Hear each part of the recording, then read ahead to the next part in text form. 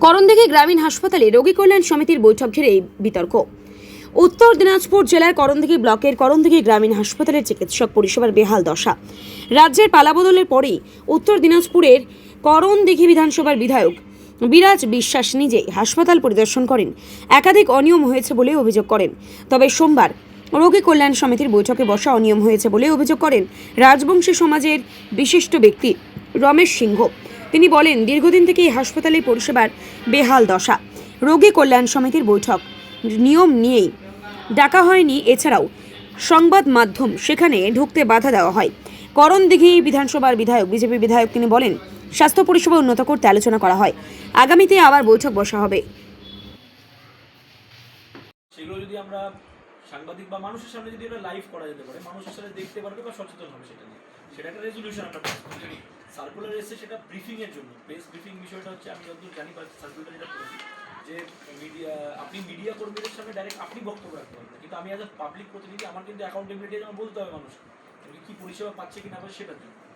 Secondly, যে আপনাদের যে সার্কুলার নোটিফিকেশনগুলো রয়েছে সেগুলো যদি আমাকে আমি বলেছি আপনারা যদি 1 কোটি টাকা দিয়ে দেন, আমি একবার স্টাডি করে আসবো।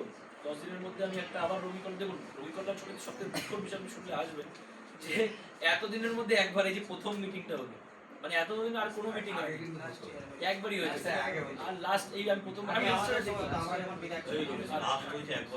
এক বছর এটা যেটা হওয়ার কথা মাসে মাসে সপ্তাহে সপ্তাহে, বিকজ নালে কি আছে কি হয় আমি জানি, এটা মানুষের আলটিমেট মানুষ ঘুমিয়ে পড়বে না যতক্ষণ প্রেশারাইজ। দেখুন আলটিমেটলি কি হয়, যেগুলো আমি দেখলাম যে বিষয়গুলো এখন আলোচনা হলো, প্রথম কথা এই যে 100 বেড হসপিটালগুলো যেগুলো আমাদের অ্যাডমিনিস্ট্রেটিভলি আটকে আছে, আমি ইমিডিয়েটলি সেগুলো বলছি আমি দৌড়ে দৌড়ে ঠিক করবো। দরকার পড়লে আপনারা দৌড়াতে পারেন, আমি দৌড়াবো, কোথায় দৌড়াতে হবে আপনাকে বলবো।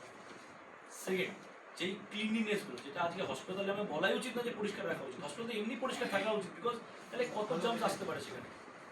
আমি দেখলাম গতকালকে প্রথম আমি আসলাম, ফট করে ঢুকে গেছি বাথরুম ইউজ করার জন্য, বাথরুমে গিয়ে নোংরা, পরের দিন আসলাম যে বাথরুম আবার ঠিক হয়ে গেল।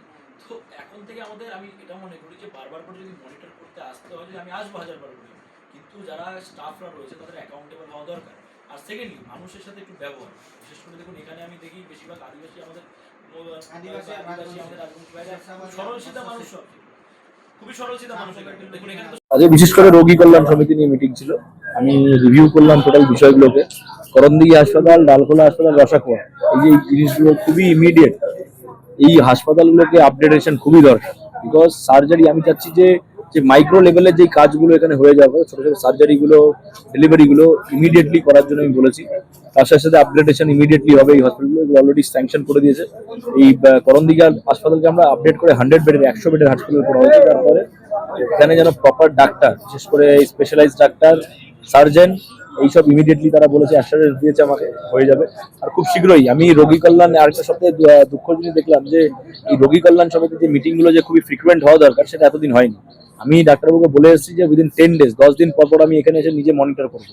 বিকজ আমি মনে করি যে পাবলিক রিপ্রেজেন্টেটিভদের আমাদের একটা সমস্যা দেখা দিচ্ছে যে মানুষকে আমাদের বিভিন্ন, বিশেষ করে আমাদের করণদিঘি ব্লকের মানুষকে বিভিন্ন জায়গায় যেতে, নর্থ বেঙ্গল মেডিকেল কলেজ, নাহলে চলে যেতে হচ্ছে মালদা, রায়গঞ্জ। এই প্রবলেমগুলো এখানে দেখা দিচ্ছে কন্টিনিউয়াস।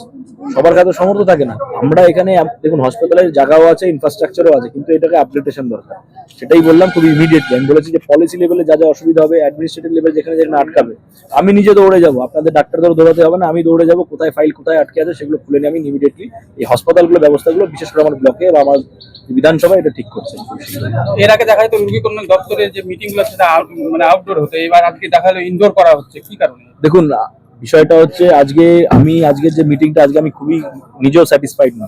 যেই তথ্যগুলো আমার লাগতো সেই তথ্যগুলো আমি পাইনি। ডাক্তারবাবুকে আমি বলেছি সাবসিকুয়েন্ট আমি আবার খুব শীঘ্রই মিটিং করতে যাচ্ছি উইথ রোগী কল্যাণ সমিতির যে নোটিফিকেশন গভর্নমেন্ট যেটা ইস্যু করেছে, সেই নোটিফিকেশনে কারা কারা থাকতে পারে, এই মিটিং এর প্রক্রিয়াটা কি, টোটাল এই নোটিফিকেশন আমি চেয়েছি। ডাক্তারবাবু বলেছেন আমাকে দেবে। এই পড়ার পর নেক্সট দিন আমি 10 দিনের মধ্যে আরেকটা মিটিং করবো, তখন ওপেন ফরমে আমি সেগুলো করবো। খুব শীঘ্রই সেগুলো হবে, আপনারা দেখতেও পারবেন। যেন আমি চাই মানুষ নিজের অধিকার সম্বন্ধে সচেতন হবে। দেখুন সেটা আমি নিজেও জানতাম না কে কে রয়েছে না রয়েছে, ওই জন্যই বললাম আমি টোটাল যে কমিটিটা কার কার দ্বারা কে কে থাকতে পারে, সেই কমিটিতে যে নোটিফিকেশনটা গভর্নমেন্ট করেছে সেই নোটিফিকেশনটা নিয়ে আমি বসবো।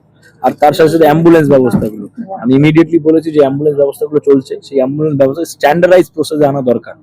বিকজ আমি চাই না যে অ্যাম্বুলেন্সওয়ালা যারা অ্যাম্বুলেন্স চালাচ্ছে তারাও গরিব মানুষ, তারাও রোজি রুটি আছে, এবং সাধারণ মানুষ যারা সেই অ্যাম্বুলেন্সগুলো ব্যবহার করে তাদের উপরে যেন ফাইন্যান্সিয়াল বার্ডেন না আসে, সেটা আমার দেখা দরকার। আমি বলেছি সেগুলো দেখবো। আপনার নাম? রমেশ চন্দ্র সিং। বলছি আজকে একটা রোগী কল্যাণ সমিতির একটা মিটিং হলো, মিটিংটার মধ্যে দেখা গেল যে ঘর বন্দি করে মিটিংটা করা হয়েছে, কি বলবো? এটা খুব খারাপ ব্যাপার, কারণ আমরা খুব দুঃখ পেলাম করণদি ব্লকের মানুষজন। কারণ এর আগে যে রোগী কল্যাণ সমিতির যে মিটিংগুলো হয়েছিল সেগুলো আউটডোর মিটিং হতো, মানে ওপেন মিটিং হতো। কিন্তু এবার দেখলাম যে রোগী কল্যাণ সমিতির মিটিং হচ্ছে ইনডোরে, মানে বিএমও সাহেবের ঘরে। আর এমনকি বাইরের যে আছে মিডিয়াকে পর্যন্ত ঢুকতে দেওয়া হলো না, এমনকি হসপিটালের যেগুলো স্টাফ আছে গ্রুপ ডি গ্রুপ সি যেগুলো স্টাফ আছে এগুলোকেও পর্যন্ত ঢুকতে দেওয়া হলো না। এটা খুব দুঃখজনক ব্যাপার, কারণ হসপিটালটা ডক্টর, এখানে গ্রুপ ডি স্টাফ আছে, গ্রুপ সি স্টাফ আছে, সবার তত্ত্বাবধানে চলে, সবার যত্নে চলে। এই জন্য প্রত্যেকজনকে ইনফরমেশনটা দেওয়া উচিত ছিল।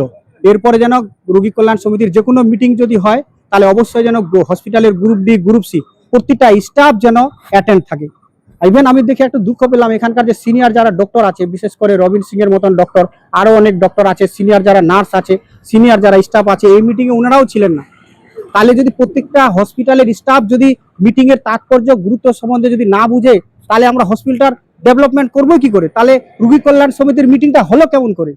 এই জন্য বলছি বিএমও সাহেবের কাছে আমরা একটা অনুরোধ করলাম, এরপরে যেন মিটিং যদি হয় সেটা যেন ওপেন মিটিং হয়। আর মিটিংয়ে যেন অবশ্যই হসপিটালের প্রতিটা কর্মী যেন উপস্থিত থাকে এবং পাবলিকের কিছু রিপ্রেজেন্টেটিভ যেন উপস্থিত থাকে এবং সাংবাদিক যাতে অবশ্যই থাকে, যাতে এটা ব্লকের মানুষ সুন্দরভাবে যেটা কি পর্যালোচনা হলো সেটা যেন জানতে পারে। কি কারণে মনে হচ্ছে যে ঘর বন্দি করে যে আজকে মিটিংটা করা হলো, কি কারণে মনে হচ্ছে? এখন তো ওটা আমরা ভিতরে ছিলাম না, বাইরে থেকে এখন কিছু একটা তো ব্যাপার ছিল, না হলে বাইরে পাবলিককে রেখে ভিতরে মিটিংটা করা হলো কেন?